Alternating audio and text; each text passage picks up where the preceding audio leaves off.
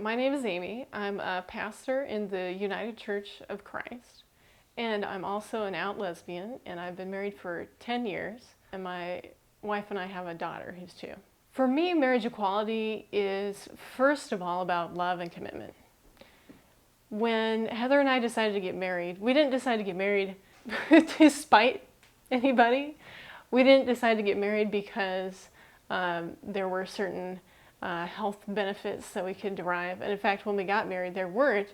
The marriage that we had was a church wedding. It wasn't recognized by the state.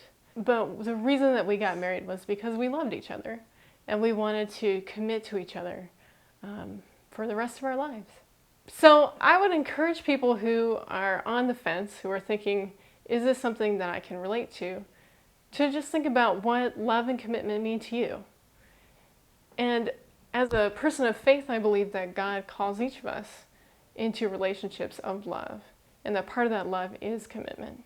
The other thing that I'd say, speaking as a believer, speaking as a pastor, speaking as someone who's spent a lot of time thinking about and living with the Bible, is that the Bible is a conversation. It's not a faxed document from heaven. It's something that people have used over time and have been in conversation with.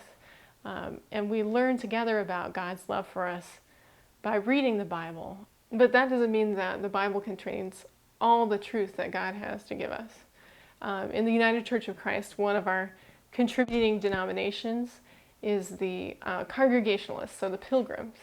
And John Robinson, one of the Pilgrims who came over on the Mayflower, gave a speech, and now I know it mostly because of a hymn that we sing, called "We Limit Not the Truth of God." And his point was that the Bible has so much truth in it that we, in our limited perspective, can't know everything that it has to say about the world, about God, about our relationships with one another. But instead, together as people of faith, we're on a journey to learn more about what God has to say to us, about what love is, about what our call is as a people, and about the ways that we can follow Jesus. So I'm a believer, and I believe in marriage equality.